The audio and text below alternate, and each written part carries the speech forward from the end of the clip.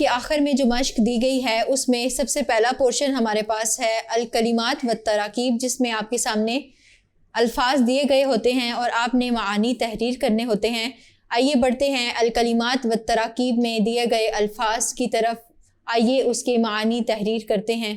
پہلا لفظ ہے ہمارے پاس آوو، اس کا مطلب ہوتا ہے جگہ دینا، پناہ دینا۔ آپ کے سامنے لکھ دیتی ہوں، جگہ دینا یا پناہ دینا، دونوں معنی اس لفظ کے تحت استعمال ہوتے ہیں۔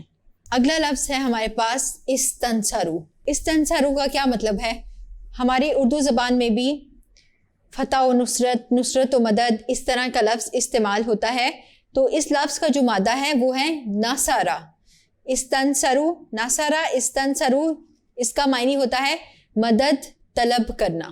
آپ کے سامنے لکھ دیتی ہوں، استنصروا یعنی مدد طلب کرنا، نصرت طلب کرنا۔ پھر اگلا اور آخری لفظ ہے ہمارے پاس اولو الارحام۔ اس لفظ کو تھوڑا سا آپ کے سامنے ایکسپلین کر دیتی ہوں۔ اولو جمع کا صیغہ ہوتا ہے اور اس سے مراد ہوتا ہے بہت سارے لوگ۔ ارحام سے کیا مراد ہے؟ ارحام کا سنگولر یا جو اس کا واحد ہے وہ رحم ہوتا ہے۔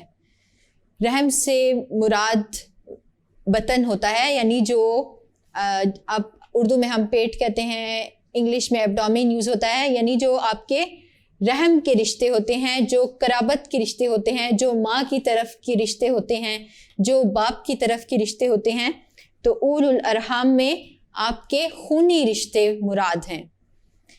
تو یہاں اولو الارحام کا معنی ہوا خونی رشتے۔ خونی رشتے یعنی جس کی نسبت آپ کی ماں کے ساتھ ہے، جس کی نسبت آپ کے باپ کے ساتھ ہے، یعنی خالہ، ماموں، چاچو، پھپھو، اس طرح کے جو رشتے ہیں وہ خونی رشتے کہلاتے ہیں۔ یہاں پر الکلمات والتراکیب کا حصہ مکمل ہوا۔ بڑھتے ہیں مشق میں دیے گئے سوالات میں سے پہلے سوال کی طرف۔